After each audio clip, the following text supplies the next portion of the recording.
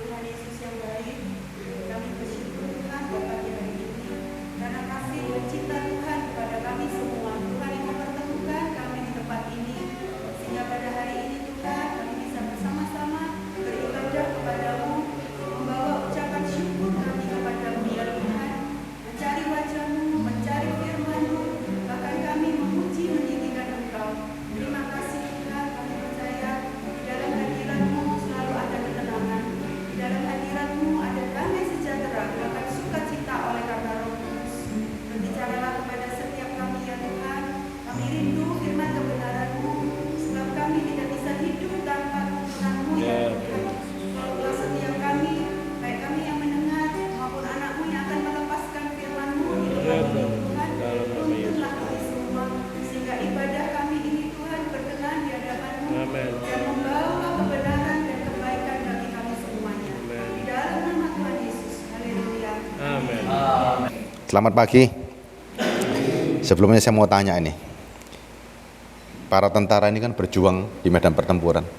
Kalau seandainya ini perang beneran, ya, ini seandainya, nggak menutup kemungkinan kan di medan pertempuran. Ketika kita berhadapan dengan medan pertempuran, yang paling dekat dengan kita apa kira-kira? Kita lagi berperang nih, maut, kematian. Kalau seandainya kita mati, kita perang, kita tertembak, mau kemana kita hari ini? Yakin masuk surga? Yakin kita hari ini mau masuk surga? Yuk, kita semua juga sama. Yang para prajurit di medan pertempuran, kita juga sama yang di luar. Ada yang tahu nggak hari kematian kita? Ada yang tahu? Kita tanya kapan matinya, kita nggak ada yang tahu. Semua nggak ada yang tahu. Ini menjadi sebuah misteri. Juga pertanyaan yang sama diajukan sama Tuhan Yesus. Tuhan, kalau Engkau Tuhan, tahu nggak hari kiamat? Yesus tahu nggak kira-kira hari kiamat? Kalau Yesus kasih tahu hari kiamat, misalnya, siapa namanya? Alek dari Papua. Kalau Alek tahu hari kematiannya Alek 10 tahun yang akan datang, kira-kira gimana? Hidupnya gimana kira-kira? Dari Momere. Nah, kita juga sering ke Momere. Siapa namanya? Stefanus. Kalau Stefanus dikasih tahu umurnya, Stefanus akan mati 45 tahun yang akan datang, kira-kira gimana hidupnya?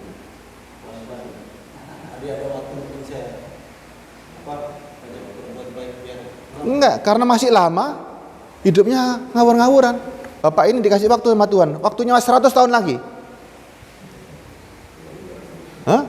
Masalahnya, kita dikasih tahu umur mati kita, dikasih tahu tanggalnya. Bapak 100 tahun lagi, Stefanus 45 tahun lagi, Alek kasih 10 tahun lagi. Kita akan hidup ngawur-ngawuran, asal-asalan. Kenapa? Nanti 1 hari sebelum mati, kita bertobat. Iya kan? Enak kan gitu kan? Kalau Yesus kasih tahu hari kiamat, semua orang hidupnya asal-asalan semua. Apalagi hari kiamat dia kasih tahu masih 2000 tahun. Ngapain bertobat? Ngapain masih lama? Tapi itu menjadi sebuah misteri hari ini. Coba, kematian buat kita hari ini dekat enggak? Jauh atau dekat hari ini? Jauh atau dekat kematian? Kalau berani bilang jauh, keluar ditabrak mobil, mati. Kena serangan jantung lagi olahraga, mati. Ketika kematian yang tidak ada tahu kapan waktunya, sudah siap nggak kita hari ini? Yuk, kita hari ini punya kesempatan hidup kan? Kita punya pilihan loh. Kita lahir, kita tidak bisa milih. Tapi ketika kita mati, kita bisa milih loh sebetulnya. Mau mati atau mau hidup, pilihannya sekarang. Kita mau mati, kita tahu kan kita pasti mati kan? Semua pasti tahu loh, kita pasti mati. Sebelum kita mati, apa yang kita persiapkan hari ini? Kira-kira apa ini?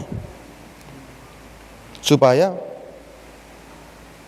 rekan-rekan sekalian, ketika kita di medan pertempuran juga semua yang di sini, kita melangkah ke depan ini nggak ada ketakutan. Kalau kita tahu ajal kita ini tidak ada yang tahu kapan waktunya. Tapi kita tahu pasti mati. Kalau tahu pasti mati, apa yang dipersiapkan? Kuburan,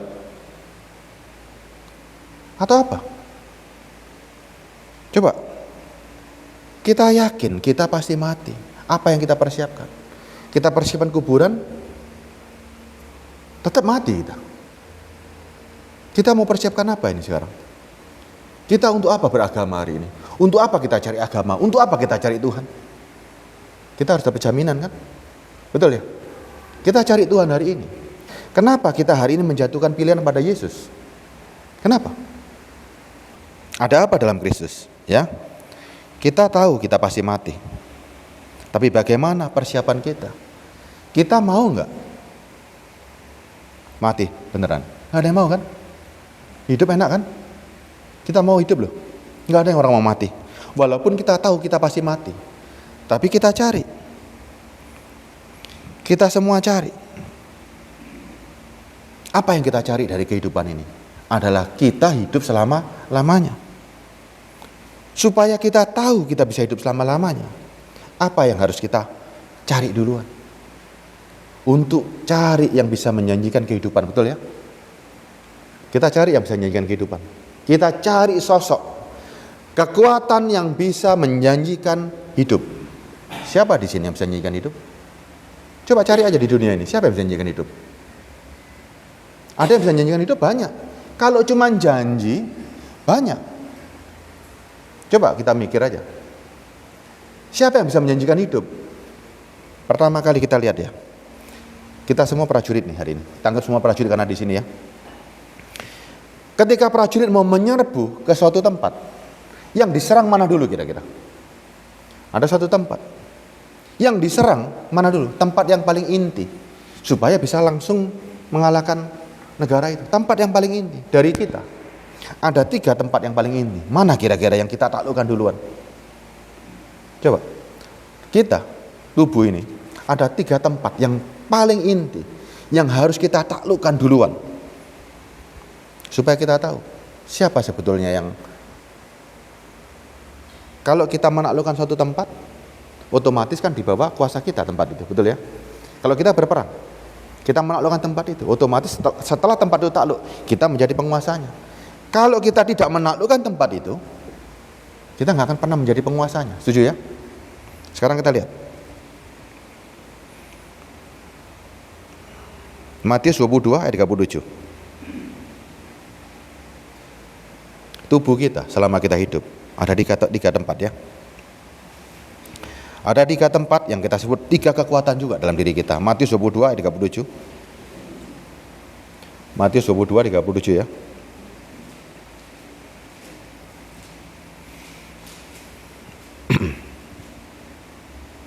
Saya bacakan ya. Jawab Yesus kepadanya, kasihilah Tuhan Allahmu dengan segenap hatimu, dengan segenap jiwamu, dan dengan segenap akal budimu. Ya. Kenapa cuma tidak satu aja? Kasihilah Tuhan Allahmu, selesai. Kenapa ada 3 tempat, 3 kekuatan? Ya. Kasihilah Tuhan Allahmu dengan segenap hatimu, dan dengan segenap jiwamu, dan dengan segenap akal budimu. Ada 3 tempat loh. Hatimu, jiwamu, dan akal budimu. Di mana semua tempat di dalam tubuh kita ini? Coba. Ketika Yesus ngomong, Yesus berbicara dengan makhluk yang hidup. Kasihilah Tuhan Allahmu dengan segenap hatimu, segenap jiwamu, segenap akal budimu. Ada 3 tempat. Hati, jiwa, dan pikiran. Coba. Sekarang kita lihat nih. Siapa yang bisa membatasi pikiran di sini? Ada yang bisa membatasi pikiran? Hari ini Stefanus di sini mikirnya bisa ke Maumere nggak? Bisa kan? Dari Maumere bisa ke Jakarta nggak? Bisa ke Papua nggak? Hebat nggak pikiran itu? Hebat, dia bisa menciptakan semuanya. Coba bayangkan hari ini. Bayangkan Tuhan. Apa bayangan Stefanus? Bayangkan Tuhan macam-macam. Tuhan mau berbentuk apa aja bisa kan? Mau bentuk Tuhan seperti apa? Bisa. Mau bentuk gajah? Mau bentuk apa saja? Bisa. Mau bentuk seperti matahari? Bisa. Ini pikiran. Pikiran ini sangat luar biasa. Tapi ditaruh sama Tuhan yang paling bawah. Hati ditaruh yang utama. Dengan segenap hatimu, dengan segenap jiwamu, dengan segenap pikiran. Kenapa dibalik? Padahal pikiran manusia itu yang paling utama, tapi sama Yesus taruh yang di paling bawah. Dia mau pakai hatinya dulu. Lihat, pikiran itu harus diletakkan yang paling bawah buat Yesus. Tapi kita lihat sekarang, kalau kita mencintai seseorang, pakai pikiran atau pakai hati? Pakai hati atau pikiran? Pakai hati. Nggak ada orang cinta orang pakai pikiran, nggak ada. Tempatnya cinta, tempatnya kesedihan ada di hati. Pikiran itu cuma tempat mengolah gerak tubuh kita, itu pikiran. Ketika kita mencintai seseorang, hati menggerakkan pikiran kita untuk kita melakukan tindakan yang membuat orang itu jatuh cinta. Tapi lihat ya, kita lihat sekarang ya. Di mana letak kekuatan kita hari ini? Kalau pikiran tidak ditaklukkan sama sesuatu yang lebih berkuasa, ini ngawur pikiran ini. Orang bisa berpikir macam-macam. Makanya pikiran harus ditaklukkan. Sekarang kita lihat nih. Kenapa kita percaya sama Yesus? Kalau tidak ada Yesus hari ini, tidak ada fisik. Pikiran tidak pernah melihat fisik. Kemana-mana kan? Coba tanya sama orang-orang. Pernah melihat Tuhan nggak hari ini? Nggak ada yang bisa bayangkan. Tidak ada satupun yang bisa bayangkan Tuhan itu seperti apa. Karena nggak ada fisiknya. Tapi orang bisa mikir, Tuhan bentuknya seperti apa? Hanya di pikiran. Ketika ditanya, mana Tuhannya? Ada nggak? Nggak ada kan? Tuhan punya kuasa. Iya, Tuhan punya kuasa. Tuhan bisa memikir, iya, itu khayalan semua. Itu semua hayalan. Kalau tanpa fisik. Pikiran harus betul-betul ada yang nyata. Makanya Tuhan bilang, harus pikiran ini juga ditaklukkan. Kita sekarang lihat nih ya. Amsal 1 ayat 7. Tolong Pak Juli baca ya. Gak ada Alkitabnya ya. Saya bacakan ya. Amsal 1 ayat 7. Takut akan Tuhan adalah permulaan pengetahuan. Tetapi orang bodoh menghina hikmat dan didikan. Pikiran ini kalau tidak ditawan oleh rasa takut akan Tuhan, dia bisa kemana-mana. Stefanus bisa mikir kemana-mana, bisa berpikir yang jahat, bisa berpikir yang baik. Kalau tidak ada rasa takut sama Tuhan, pikirannya Stefanus, pikirannya Alek bisa kemana-mana. Mau berpikir tentang apa saja bebas, nggak ada yang bisa membatasin. Tapi ada firman, takut akan Tuhan adalah permulaan dari segala macam pengetahuan. Kalau enggak, kacau pikiran ini. Amsal 8 ayat 12. Amsal 8:12 ya, saya lanjutkan ya. Makanya berbahagialah manusia diberikan sebuah hikmat sama Tuhan, diberikan kecerdasan, karena ini miliknya Tuhan yang paling utama. Tuhan menciptakan dunia itu pakai pikiran dengan perhitungan yang rumit, itu semua dikasih sama kita hari ini.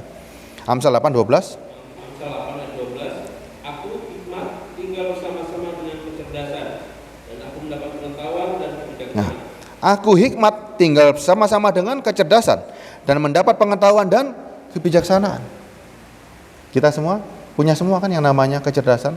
Ada di mana kecerdasan? Nih. Kalau ini tidak ditaklukkan sama Tuhan, Yesus tidak pernah muncul, gimana kita menggambarkan Tuhan? Nggak ada buktinya loh Tuhan. Tapi Yesus harus muncul sehingga Yesus sama kita bisa berhadapan muka hari ini. Apa yang kita mau dari Yesus? Kalau Allah tanpa ada fisiknya, apa yang kita harapkan? Kita nggak bisa berharap apa-apa. Tapi Yesus bisa mati nggak? Mati kan? Tapi Yesus bisa bangkit kan? Yang kita inginkan juga sama seperti Kristus kan? Kalau Yesus bisa mati, kita juga bisa mati. Tapi Yesus bisa hidup. Kita mau juga bisa hidup kan? Kita mau karena kita bisa melihat. Loh, Yesus bisa hidup kok. Dia mati, bisa hidup. Itu yang kita cari hari ini. Makanya pikiran kita ditawan oleh fisiknya Yesus Kristus. Aku mau seperti Kristus. Dia juga manusia yang sama seperti kita. Dia bisa mati, tapi dia bisa hidup. Kita juga sama. Kita bisa mati, kita bisa hidup. Setelah dia hidup, apa yang terjadi? Dia bisa naik ke surga. Itu yang kita yakini. Kenapa kita menjadi Kristen? Karena ada satu sosok. Satu sosok yang kita mau ikuti dia. Kita mau seperti dia. Siapa yang bisa membangkitkan Kristus?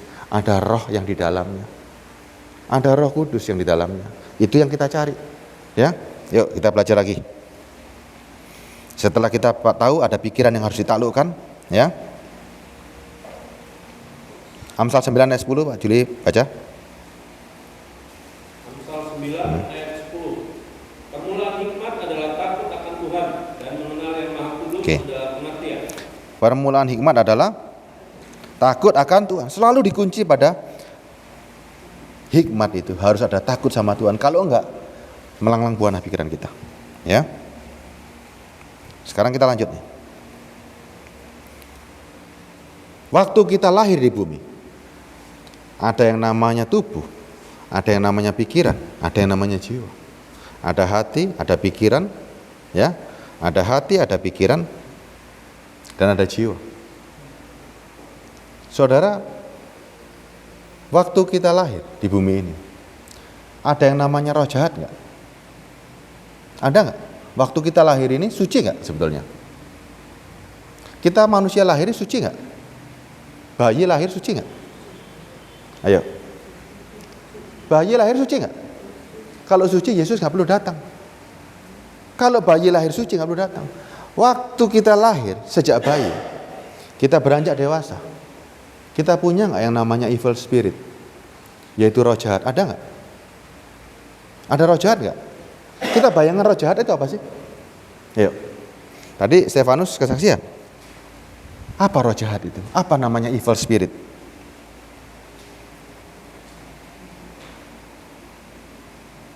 Nah ini kan banyak orang nggak sadar kan? Banyak orang nggak sadar. Bayi suci, anak kecil suci enggak. Ketika semua manusia yang lahir di bumi, begitu dia menyentuh tanah, menghirup nafas, yang namanya kehidupan, walaupun bayi, dia akan beranjak dewasa, sudah masuk yang namanya evil spirit. Apa evil spirit itu? Itu roh yang tidak kelihatan. Ada 7 roh itu. Kesombongan. Ada manusia yang nggak sombong? Itu 7 pilar. Amsal 9 ayat 1, Pak Juli, tolong bacakan Pak Juli. Hikmat kalau tidak dikendalikan, munculnya Amsal 9 ayat 1. Amsal 9 ayat 1. Hikmat telah mendirikan rumahnya, menegakkan ketujuh tiangnya. Hikmat telah mendirikan rumahnya. Pikiran ini kalau nggak ada yang ngontrol, berdiri sendiri. Dia mendirikan hikmatnya, mendirikan rumahnya, menegakkan 7 tiangnya, ayat 2-nya. Memotong ternak sembelihannya, mencampur anggurnya, dan menyediakan hidangannya. Ya, nomor 3. Pelayan-pelayan perempuan telah disuruhnya berseru-seru di atas tempat-tempat yang tinggi di kota. Ayat 4. Siapa yang tak berpengalaman, tinggallah mari, daripada yang tidak berakal budi katanya. Marilah, makanlah roti itu dan minumlah anggur yang Ini adalah perumpamaan. Bagaimana hikmat itu, pikiran itu menawarkan segala sesuatu dia dirikan 7 pilarnya. Kesombongan. Sejak lahir sudah masuk dalam diri kita. Anak kecil bisa sombong nggak? Bisa kan? Kemalasan. Dari mana asalnya? Sudah ada di daging. Evil spirit ini sudah masuk, sudah ada sejak semula.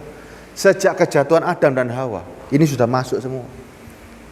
Kesombongan, hawa nafsu, kemalasan, serakah, ya, tidak pernah puas. Semua ini ada di kita loh. Coba, mana ada orang yang lahir nggak serakah? Ada nggak? Ada nggak orang yang lahir nggak punya hawa nafsu?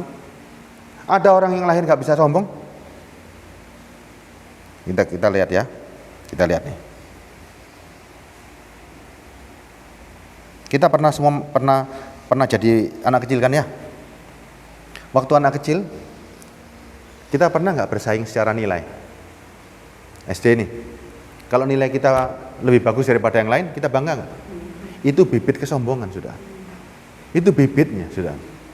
Anak kecil dikasih uang coba, sudah ngerti duit nggak anak sekarang? Ngerti kan? Nggak ada kan anak nggak ngerti duit dari ini. Anak kecil sudah sejak lahir, begitu dia lahir, sudah punya rasa ingin, menginginkan sesuatu. Itu tertanam, semuanya tertanam, ya. Kesombongan, serakah, nafsu, iri hati, tidak pernah puas, amarah, dan kemalasan. Itu semua sifat manusia. Setuju kan? Ternyata kita semua ada sifat yang begitu jeleknya sebetulnya. Namanya evil spirit, menjadi sebuah spirit dalam kehidupan manusia. Yuk, sekarang lihat kesombongan. Bisa melahirkan apa saja hari ini kesombongan. Kesombongan. bisa melahirkan gak karu-karuan ini. Ada orang hidupnya taat beragama. Misalnya nih Stefanus. Stefanus hidupnya taat beragama.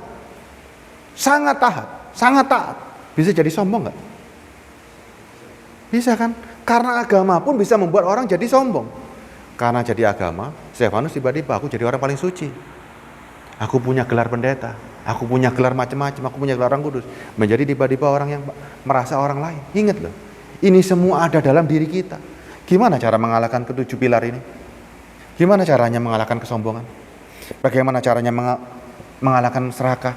Bagaimana caranya mengalahkan rasa tidak pernah puas? Bagaimana mengalahkan rasa malas? Bagaimana mengalahkan rasa marah? Gimana cara mengalahkan semua itu? Ayo, gimana caranya? Ada nggak kekuatan lain yang bisa mengalahkan ini? Kalau kita hari ini, makanya Tuhan bilang kasih Tuhan Allahmu dengan segenap hati, jiwa dan pikiran. Bagaimana caranya mengalahkan itu semua? Sedangkan itu melekat dalam diri kita. Alex, sekarang saya tanya, gimana caranya mengalahkan kemarahan dari diri kita? Stefanus juga, gimana caranya mengalahkan semua tujuh ini? Sombong, serakah, hawa nafsu, gimana caranya? Mampu nggak kita? Ada yang mampu? Nggak ada yang mampu. Semua orang di bumi ini, karena ini tidak kelihatan, coba tanya gini. Siapa namanya? Namanya siapa? Hah? Fenly. Ketika ditanya sama orang, Fenly punya kesombongan nggak? Punya nggak? Pasti siapa? Nggak ada. Fenly serakah nggak? Enggak. Fenly pemarah nggak? Enggak. Nggak ada yang ngaku. Stefanus ditanya sama orang, Stefanus, punya nggak 7 pilar tadi? Punya nggak spirit jahat ini? Stefanus jawab gimana nih? Enggak. Nggak ada saya. Saya nggak sombong. Saya nggak malas. Karena spirit ini tersembunyi dalam diri kita. Tidak ada yang mau mengakui. Tapi ini ada. Coba, ini ada. Spirit ini muncul. Sewaktu-waktu muncul mempengaruhi semua aspek kehidupan kita. Gimana caranya mengalahkan pikiran ini? Kita pelajari lagi ya. Matius 12 ayat 43. Pikiran sudah harus ditaklukkan. Ada fisiknya Yesus Kristus. Matius 12 ayat 43. Ayat 43.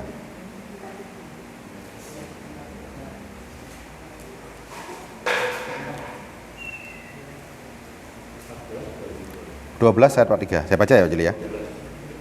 Apabila roh jahat keluar dari manusia, evil spirit keluar dari manusia, ia mengembara, ini Yesus yang ngomong loh ini. Ia mengembara ke tempat-tempat yang tandus mencari perhentian, tetapi tidak mendapat. Lalu ia berkata, aku akan kembali ke dalam rumah yang telah kutinggalkan itu. Maka pergilah ia, mendapati rumah itu kosong, bersih, tersapu, rapi, teratur. Lalu ia keluar mengajak 7 roh lain yang lebih jahat daripadanya, dan mereka masuk dan berdiam di situ. Maka akhirnya keadaan orang itu lebih buruk daripada keadaan semula. Demikian juga berlaku atas angkatan yang jahat nih. Tadi pikiran sudah takluk ya sama Yesus Kristus. Sekarang hati. Hati kita itu tempat yang paling berharga. Tempat yang paling diperebutkan. Sama ada dua belah pihak. Buktinya di mana kalau tempat itu diperebutkan? Matius 6:21. Ya, Matius 6:21. Tempat yang paling berharga itu tempatnya harta. Setuju ya? Matius 6:21. Matius 6 ayat 21. Karena di mana hartamu berada, di situ juga hatimu berada. Karena di mana hartamu berada, di situ hatimu berada. Berarti hati tempat yang paling penting karena berisi sebuah harta. Harta kita siapa hari ini? Hartanya Stefanus siapa dalam hatinya Stefanus? Juleha? Siti Aisyah? Rokinem? Atau Yesus? Nah ini paling penting. Kalau Yesus ada di hati, ini pertempurannya harus betul-betul dimenangkan. Ingat ya, ada tubuh, ada pikiran, ada jiwa. Jiwa itu nggak bisa kemana-mana, jiwa itu katut. Kalau pikirannya kotor, hatinya rusak, jiwanya juga katut kok. Karena jiwa ini netral, makanya taruh di tengah. Kasih Tuhan Allahmu dengan segenap hatimu, segenap jiwamu, dan segenap pikiran. Jiwa ini di tengah. Dia akan ikut kemana hati sama pikiran ini berada. Kalau pikirannya kacau, hatinya kacau, pasti katut jiwanya masuk neraka. Tapi kalau dua ini dikuasai, beda tempatnya. Pikiran sudah dikuasai nih. Cara menguasainya kemana? Fisiknya sudah jelas. Pikiran kita tertawan sama yang namanya Tuhan, nggak ada yang lain. Yesus Kristus. Hati kita sekarang. Yang bisa mengalahkan 7 roh jahat tadi, spirit tadi. Kita lawan spirit, gimana cara ngelawannya? Dipukul nggak bisa, nggak kelihatan. Evil spirit lawannya, roh jahat lawannya, roh jahat, roh kudus. Evil spirit lawannya Holy Spirit. Nah, untuk mengalahkan yang namanya 7 roh jahat itu cuma satu, hanya undang Roh Kudus. Kalau orang cari Tuhan, biasanya kan Tuhan yang di luar. Setuju ya Pak ya? Tuhan disembah di luar. Ya kan? Itu Tuhan yang zaman dulu. Tapi Yesus Kristus berbeda. Yesus Kristus Tuhannya di mana hari ini? Dia bisa masuk ke dalam hati. Membuat suatu perubahan. Itu bedanya. Orang banyak menjadi orang baik karena agama. Setuju ya? Karena ada peraturan agama, orang jadi baik. Tapi kalau nggak ada peraturan, jadi gimana coba? Jahat kan? Karena ada peraturan agama, orang bisa jadi jahat. Boleh membunuh karena ada dasar aturan agama. Setuju ya? Boleh kan? Zaman dulu Taurat juga ngatur. Waktu keadaan perang boleh membunuh. Agama juga mengatur, boleh membunuh. Tapi Yesus Kristus berbeda. Hari ini, Yesus menawarkan sesuatu yang lain. Dia tawarkan spirit. Dia tawarkan roh yang bisa masuk dalam diri kita untuk melawan 7 roh jahat tadi. Hanya cukup satu, Holy Spirit. Ketika orang punya Roh Kudus, bisa berbuat dosa nggak? Kalau orang punya Roh Kudus, bisa berbuat dosa nggak? Nggak bisa lagi. Nih kita baca ayatnya ya. 1 Petrus 1 Pak Juli. Ayat nih 23. 1 Petrus 1 ayat 23. Karena kamu telah dilahirkan kembali bukan dari benih yang fana, tetapi dari benih yang tidak fana, oleh firman Allah yang hidup dan yang kekal. Kita ini sekarang dilahirkan kembali oleh Roh Kudus. Hati kita punya sesuatu yang baru. Dulunya ada evil spirit, sekarang ada roh yang baru, yaitu Roh Kudus. Sehingga benih ini bukan benih yang main-main lagi, ini benih yang luar biasa, Holy Spirit. Bisa berbuat dosa nggak? Nggak bisa. Nih ya. 1 Yohanes 3 ayat 8 Pak Juni. 1 Yohanes 3 ayat. Kita baca ayat 9-nya dulu ya. Setiap orang, ayat 9 ya, 1 Yohanes 3 ayat 9. Setiap orang yang lahir dari Allah tidak berbuat dosa lagi. Sebab benih ilahi tetap ada di dalam dia. Dan ia tidak dapat berbuat dosa karena lahir dari Allah. Ada sebuah benih yang baru yang kita terima hari ini. Dulu kita lahir, benihnya benih dosa. Kita lahir dari Adam dan Hawa. Sudah mengandung yang namanya 7 dosa ini, 7 spirit ini. Hari ini ada sesuatu yang baru. Kita dilahirkan menjadi anak-anak Allah. Makanya, setiap orang yang lahir dari Allah tidak berbuat dosa lagi. Sebab benih ilahi tetap ada di dalam dia. Dan ia tidak dapat berbuat dosa lagi karena ia lahir dari Allah. Bedanya dengan ayat 8. Ayat 8-nya coba dilihat. Ayat 8, barang siapa yang tetap berbuat dosa berasal dari iblis. Sebab iblis berbuat dosa dari mulanya. Untuk inilah anak Allah menyatakan dirinya, yaitu supaya ia membinasakan perbuatan-perbuatan iblis itu. Dulu kita ini anak-anak iblis. Karena lahir dari sudah di bumi ini. Tapi ketika Tuhan memulihkan, Yesus itu keberadaannya untuk menawan pikiran kita. Yakin Tuhan yang bisa memberikan hidup, yang bisa menghapus dosa, yang bisa mengalahkan 7 pilar tadi. Makanya orang yang punya Roh Kudus nggak mungkin berbuat dosa. Kalau waktu Stefanus dikuasai hawa nafsu, sebetulnya siapa sih yang berbuat dosa ini? Stefanusnya atau spiritnya? Spiritnya. Pada dasarnya manusia itu diciptakan baik. Tidak ada manusia yang diciptakan jahat. Tapi karena ada spiritnya yang tidak bisa dikendalikan, kita menjadi jahat. Roma 7. Ya, buka Roma 7. Ini penting banget nih. Ayat 15. Roma 7 ayat 15. Sebab apa yang aku perbuat aku tidak tahu, karena bukan apa yang aku kehendaki yang aku perbuat, tetapi apa yang aku benci itulah yang aku perbuat. Jadi ya, lihat kalimatnya pertama. Sebab apa yang aku perbuat aku tidak tahu. Karena bukan apa yang aku kehendaki yang aku perbuat, tetapi aku benci. Itulah yang aku perbuat. Ini ada dua pribadi dalam satu tubuh. Coba bayangkan ya. Saya baca ya, misalnya nih Stefanus. Sebab apa yang aku perbuat aku nggak tahu. Bayangkan. Stefanus misalnya, ini saya kasih nama Stefanus karena kita kenal ya. Karena kenal ya. Stefanus bunuh orang. Ini misalnya.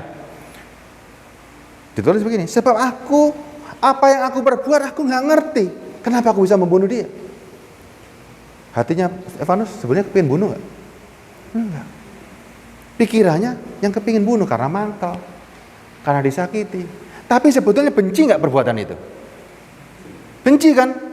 Kita tahu itu nggak boleh, ada perintah jangan membunuh. Tapi Stefanus membunuh. Akhirnya aku nggak ngerti apa yang aku perbuat. Karena bukan apa yang aku kehendaki yang aku perbuat. Sekarang coba. Stefanus punya pacar. Pacarnya digarin sama orang, mangkel nggak? Mangkel dong. Tapi ada perintah harus mengasihi. Ketemu orang garin pacarnya Stefanus. Kira-kira gimana? Pukul aja ya. Betul kan?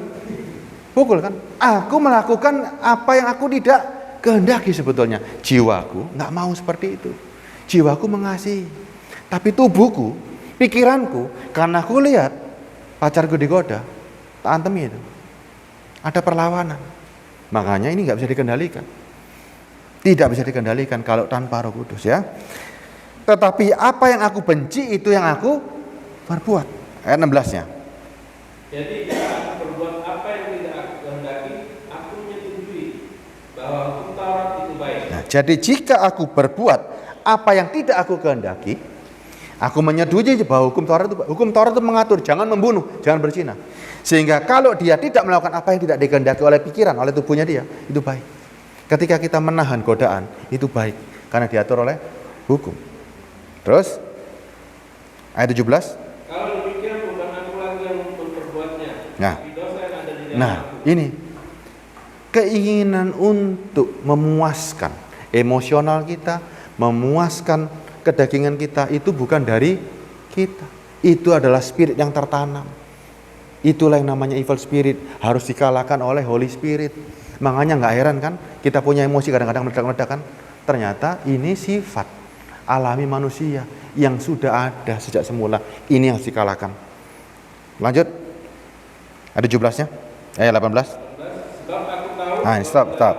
Sebab aku tahu, katanya Paulus, bahwa di dalam aku, yaitu di dalam aku sebagai manusia, ada yang baik gak? Tidak ada sesuatu yang baik.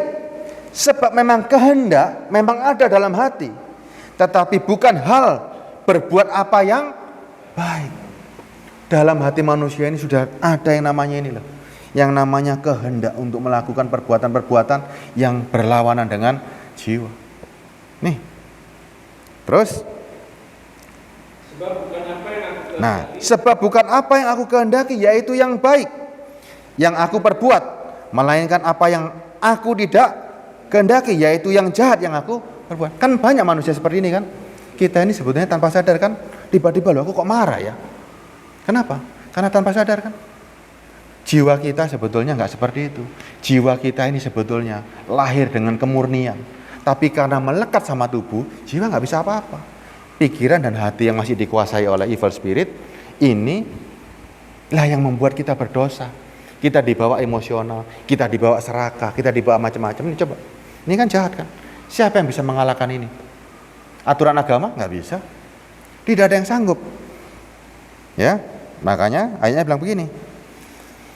Jadi jika aku berbuat yang tidak aku kehendaki, maka bukan aku lagi yang membuatnya, tetapi dosa yang diam di dalam aku. Paulus ngomong, itu yang membuat dosa. Siapa? Nah, ayat ini ya. Demikianlah aku dapati hukum ini, jika aku menghendaki berbuat apa yang baik, maka yang jahat itu ada. Kalau Paulus ingin berbuat baik, yang jahat itu selalu mengintai, selalu melawan. Siapa yang bisa mengalahkan itu? Sebab di dalam batinku aku suka akan hukum Allah. Dalam hatinya kepingin, tapi nggak kuat. Tetapi dalam anggota-anggota tubuhku yang dikontrol oleh pikiran, aku melihat hukum lain yang berjuang melawan hukum akal budiku dan membuat aku menjadi tawanan hukum dosa yang ada dalam aku. Anggota-anggota tubuhku. Makanya ini loh, ini harus dikendalikan, harus dikalahkan. Ayat 25-nya ini. Siapa yang bisa mengalahkan? Ayat 24 dulu. Aku manusia celaka. Celaka ini aku lahir di bumi ini. Celaka. Kalau aku tidak bisa mengalahkan selagi aku hidup, aku celaka banget. Ya.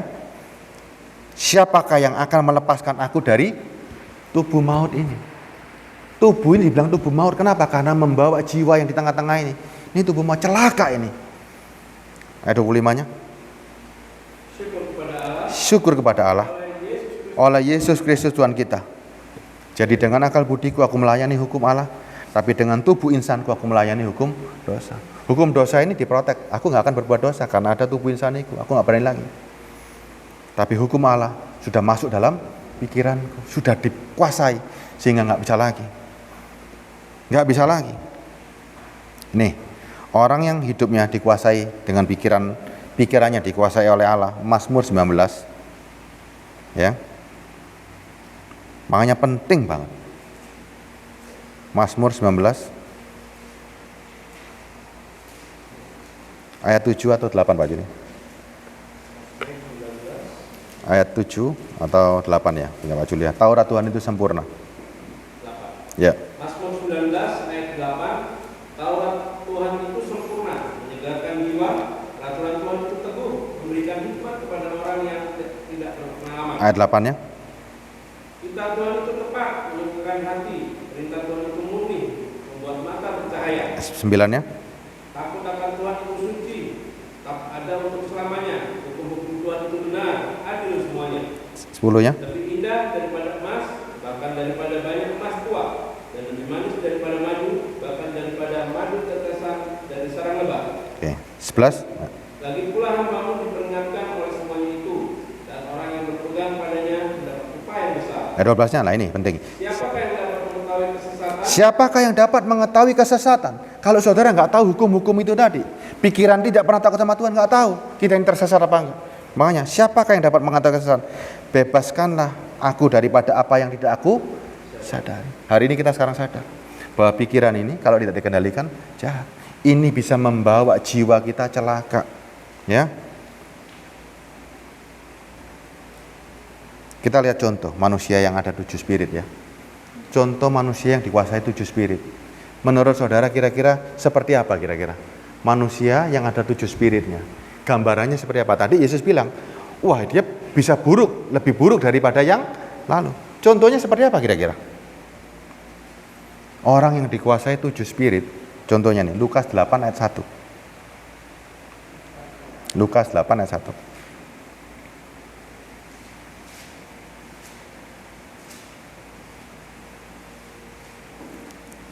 Lukas 8 ayat 1. Tidak lama sesudah itu Yesus berjalan berkeliling dari kota ke kota dan dari desa ke desa memberitakan Injil kerajaan Allah.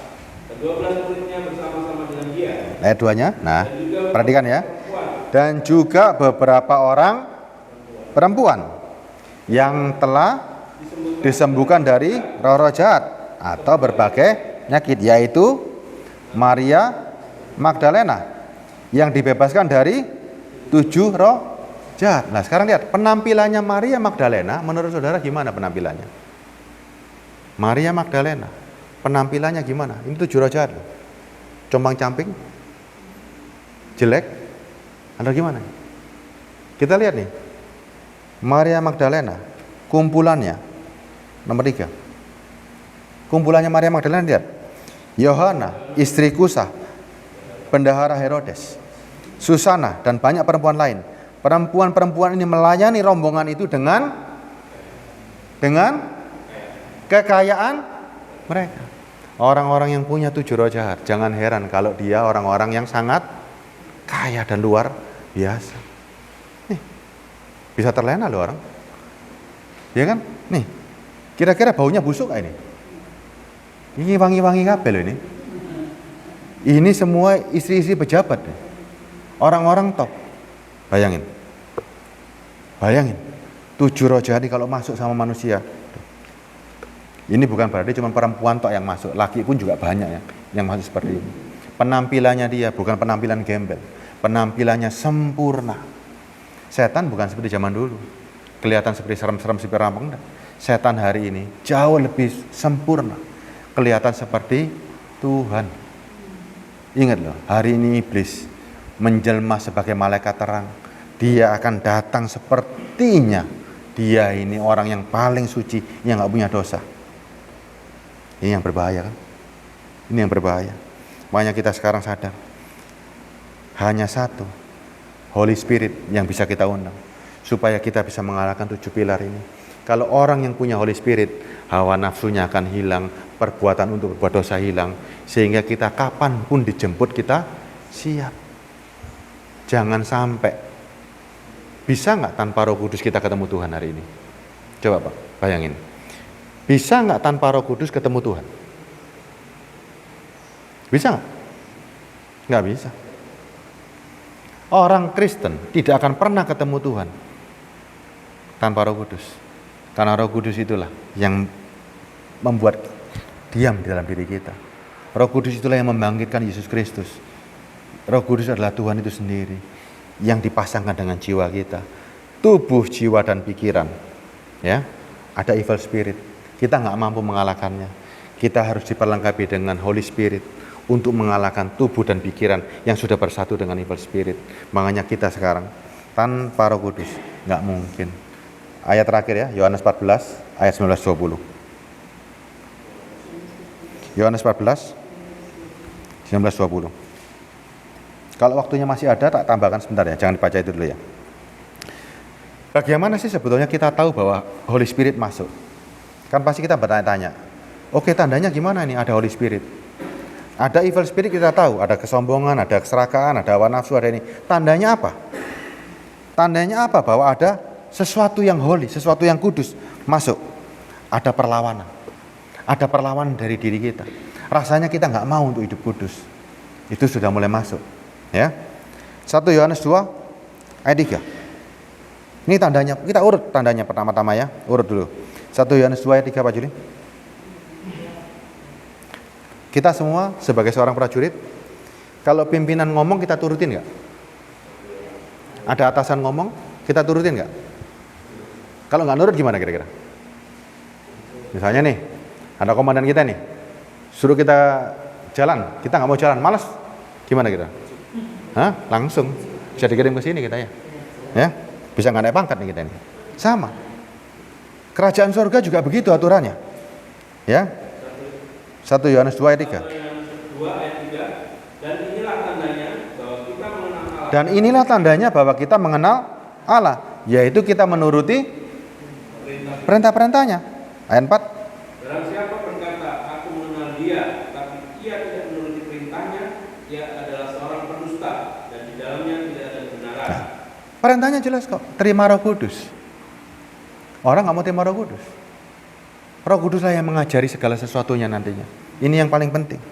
Perintahnya kasihlah sesamamu. Perintahnya semua itu diajarkan oleh Roh Kudus. Hanya satu tok, Roh Kudus. Ayat 5. Tetapi barang siapa menuruti firman-Nya, di dalam orang itu sungguh sudah sempurna kasih Allah. Nah, dengan itulah kita ketahui bahwa kita ada di dalam Dia. Terus? Barang siapa mengatakan bahwa ia ada di dalam Dia, ia wajib hidup sama seperti Kristus. Tanda orang pertama kalau dia memiliki Roh Kudus, hidupnya sama seperti Kristus. Itu tandanya. Kalau dia tidak seperti Kristus, pertanyakan jangan-jangan iblis yang nyamar. Ya. Ayat 15 ya Pak Juli, tanda kedua. Tadi seperti kesaksiannya Stefanus ya. Ayat 15, janganlah kamu mengasihi dunia dan apa yang ada di dalamnya. Kalau orang mengasihi Bapa tidak ada di dalam Nah, orang itu. janganlah kamu mencintai dunia dan apa yang ada di dalamnya. Jikalau orang mencintai dunia, maka kasih Bapa tidak akan ada di dalam orang itu. Sebab ayat 16-nya. Sebab semua yang ada di dalam dunia, keinginan daging dan keinginan mata serta keangkuhan hidup bukanlah berasal dari Bapa, melainkan dari dunia. Oke. Dan dunia ini sedang lenyap mengenainya, tapi orang yang melakukan kehendak Allah tetap hidup selama-lamanya. Keinginan daging, keinginan mata serta keangkuhan hidup bukan berasal dari Bapa, melainkan dari dunia. Dan kita semua nggak ada yang bisa mengalahkan itu kalau nggak Yesus, Roh Kudus masuk dalam diri kita, ya. Orang yang Roh Kudus masuk, dia sudah nggak penting lagi apa yang diinginkan mata, apa yang diinginkan daging, keangkuhan hidup nggak penting. Tidak menjadi sebuah fokus. Fokusnya sudah beda, ya. Fokusnya beda. Yang ketiga, ayat 28 Pak Juli. Ayat 28, maka sekarang anak-anakku tinggallah di dalam Kristus, supaya apabila yang menyatakan dirinya, kita beroleh keberanian percaya dan tidak usah malu terhadap dia pada hari kedatangannya. 19:29-nya. Jikalau kamu tahu bahwa ia adalah benar, kamu harus tahu juga bahwa setiap orang yang berbuat kebenaran lahir daripadanya. Oke, jangan malu, tetap tinggal dalam Kristus. Kristus adalah kebenaran itu sendiri. Jangan sampai goyang. Kamu tahu bahwa ia adalah benar. Apa arti ia benar? Ia benar-benar Allah yang menjadi manusia. Ya, dan efeknya setelah ini semua saudara terima, efeknya yang paling kelihatan jelas, saudara tidak lagi dikenali oleh dunia. 1 Yohanes 3 ayat 1. 1 Yohanes 3 ayat 1. 1 Yohanes 3 ayat 1, lihatlah betapa besarnya kasih yang dikaruniakan Bapa. Lihatlah betapa besarnya kasih yang dikaruniakan Bapa kepada kita, yang dulunya kita anak-anak setan, sehingga kita sekarang disebut anak-anak Allah. Karena kalau Tuhan nggak cinta, nggak mungkin kita diangkat anak. Dan memang kita adalah Stefanus, Alex, Stanley, semuanya di sini kita semua anak-anak Allah. Dan karena itu dunia tidak mengenal kita, sebab dunia tidak mau mengenal Yesus. Kita pasti ditolak. Ingat, ketika Anda sudah menyatakan diri sebagai anak Allah, sudah ada Roh Kudus, dunia itu akan menyerang dengan segala caranya. Sampai engkau sendiri merasa tidak diingini di dunia ini, ya. Jadi jangan kaget. Jangan kaget. Ya. Ayat 2-nya Pak Juli, ini yang hebat nih ayat 2-nya nih. Saudara-saudaraku yang terkasih, sekarang kita adalah anak-anak Allah, tetapi belum nyata apa keadaan kita kelak. Akan tetapi kita tahu bahwa apabila Kristus menyatakan dirinya, kita akan menjadi sama seperti Nah, ini yang hebat ya. sebab kita akan melihat dia dalam keadaannya yang sebenarnya. Sekarang ini, saudara-saudara yang kasih, sekarang kita adalah anak-anak Allah. Tetapi wujud kita belum nyata, ya. Tetapi kita tahu apabila Kristus menyatakan dirinya, kita akan sama seperti dia pada waktu dia dibangkitkan, pada waktu dia naik ke surga, dan pada waktu dia turun. Itulah keadaan kita. Kita manusia yang sempurna, manusia spiritual yang sempurna. Inilah keadaan kita, anak-anak Allah. Sebab kita akan melihat dia dalam keadaan yang sebenarnya. Kita menjadi sama, bukan serupa sama dunia loh, sama seperti Kristus. Itulah puncak dari iman kita kepada Yesus Kristus. Yohanes 14 ayat 19-20, ya. 19-20. Yohanes 14 ayat 19 sampai 20. Tinggal sesaat lagi. Dunia tidak akan melihat aku lagi, tetapi kamu melihat aku, sebab aku hidup dan kamu pun akan hidup. Ya. Pada waktu itulah kamu akan tahu bahwa aku di dalam Bapa-Ku. Stop. Bahwa aku di dalam Bapa-Ku. Terus kamu di dalam, saya baca pakai bahasa ya. Aku di dalam Bapa. Stefanus di dalam Yesus. Terus aku di dalam Yesus di dalam Stefanus. Berarti kan di dalam. Yesus di dalam, juga dia di luar. Selama Anda tidak bisa memasukkan Yesus di dalam, dia tidak akan pernah menjadi Tuhan yang maha besar. Tidak ada yang namanya Tuhan. Iman Kristen, Yesus harus ada di dalam diri kita, sehingga dia bisa ada di luar juga. Tanpa Yesus di dalam, Anda nggak akan ketemu Tuhan. Paham maksudnya ya? Anda tidak mendapat Roh Kudus, Anda nggak ketemu sama Tuhan. Ya. 1 Yohanes 3:19 Pak Juli. 1 1 Yohanes 3:19. Ya, tanda hati sudah ditaklukkan sama Tuhan. Tandanya hati tidak bisa lagi mengintimidasi. Kita ketahui bahwa kita berasal dari kebenaran. Demikian pula kita boleh memenangkan hati kita di hadapan Allah. Hati sudah tenang. Hati sudah santai. Karena hati tidak bisa menuduh lagi, ya. Terus Sebab jika kita dituduh olehnya, Allah adalah lebih besar daripada hati kita serta mengetahui Nah. segala sesuatu. sebab jika kita dituduh olehnya, Allah adalah lebih besar daripada hati kita serta mengetahui segala sesuatu. Hati kita sudah dipenuhin, nggak bisa lagi berontak karena ada Allah yang masuk.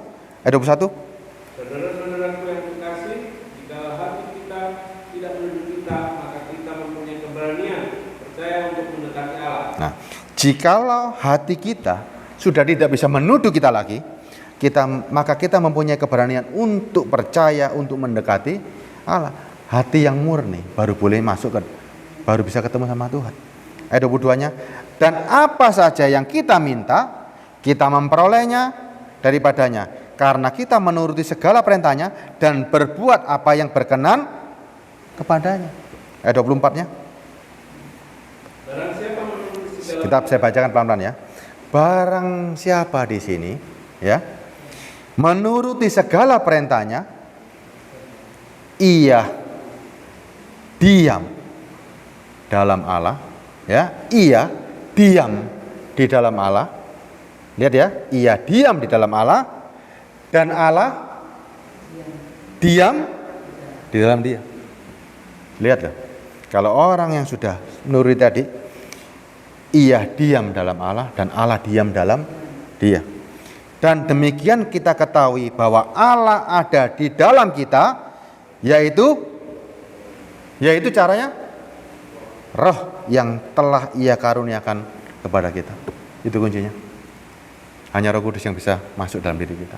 Enggak, pikiran kita sudah ditaklukkan, hati kita sudah terisi penuh sehingga jiwa kita tenang. Kalau enggak, jiwa kita gelisah. Hati dan pikiran sudah ditaklukkan. Jiwa kita mau ikut kemana hari ini? Tanpa ditaklukkan pikiran dan hati, jiwa kita gelisah. Seperti Stefanus tadi, hidupnya dalam ketakutan, tidur gelisah. Nih, itu semua pikiran yang membuat Anda takut, membuat Anda gelisah. Semuanya harus ditaklukkan semuanya. Sekarang sudah nggak ada lagi ketakutan. Siapa kita hari ini? Anak-anak Allah. Makanya bukan dengan barang yang fana Yesus datang. Yesus datang harus dengan mengorbankan dirinya. Yesus itu mengorbankan dirinya, harus mati. Darahnya harus tertumpah supaya dia bisa bangkit. Hargai itu.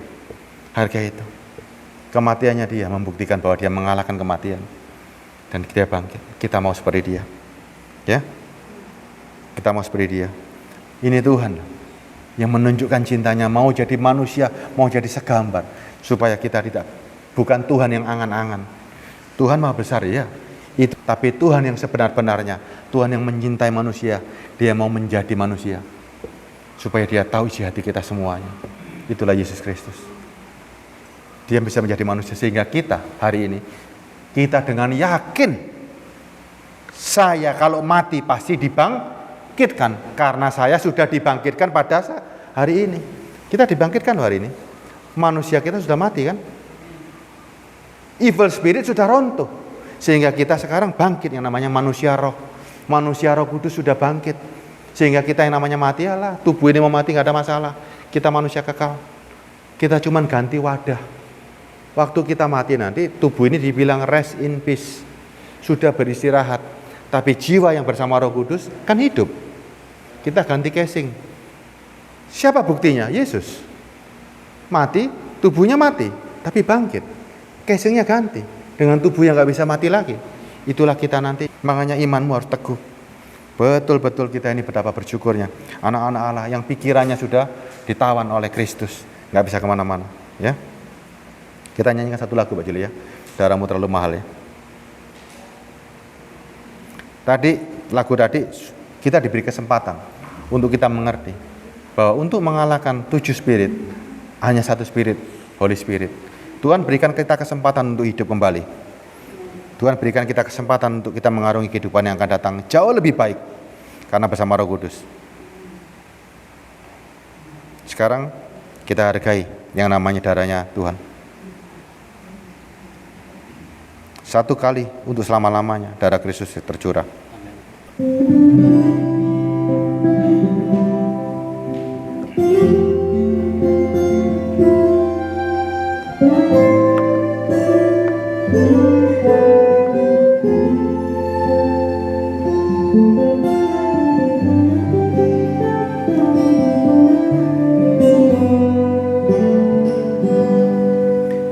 Dalam kehidupan ini sering tak ku sadari asaku jauh darimu.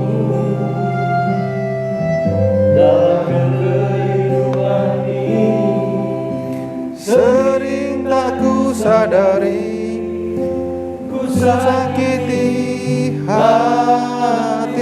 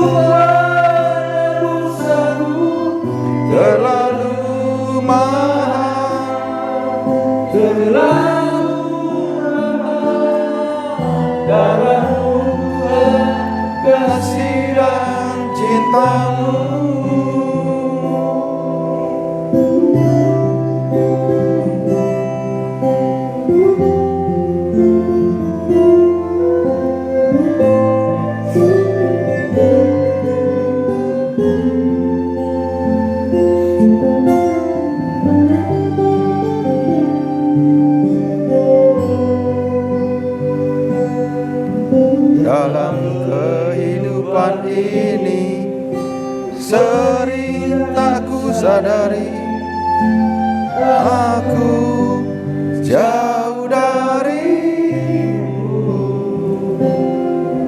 Dalam kehidupan ini sering tak ku sadari ku sakiti hatimu.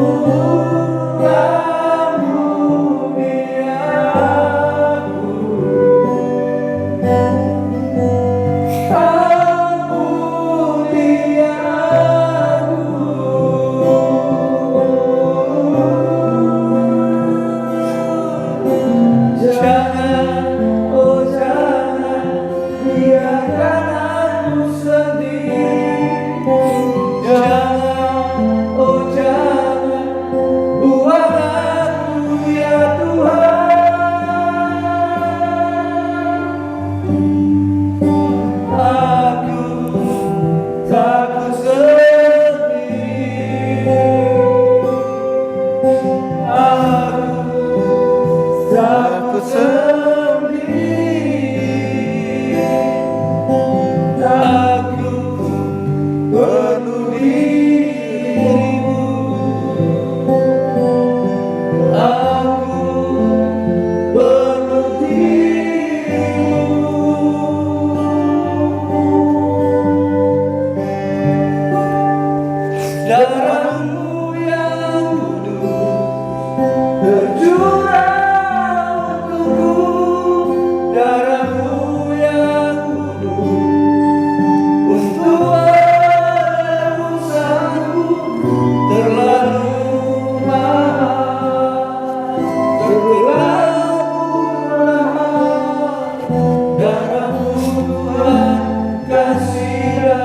Tuhan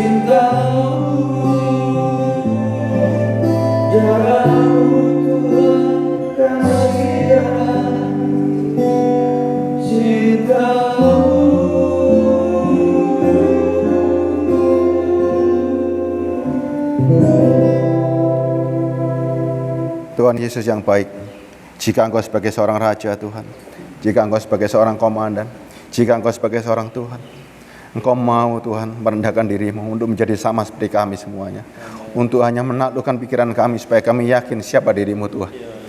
Kami percaya Tuhan, cintamu, kami bangga memiliki Allah seperti Engkau. Engkau menawan segala pikiran kami hanya dalam satu sosok manusia Yesus Kristus, sehingga pikiran kami tidak bisa terombang-ambing lagi. Jika Engkau telah menjadi manusia Tuhan, Engkau tahu ketakutan kami semuanya. Kami akan menghadapi kematian, entah itu kapan. Tapi kami yakin bahwa tubuh kami ini suatu hari akan berakhir. Tapi Engkau memberikan suatu janji, suatu kelahiran kembali, sehingga jiwa kami Tuhan berseru-seru hari ini. Jiwa kami bersuka cita, karena kami tahu ketika tubuh ini berakhir, kami akan beralih menjadi tubuh yang lebih sempurna lagi, yang Kau janjikan sebuah kehidupan.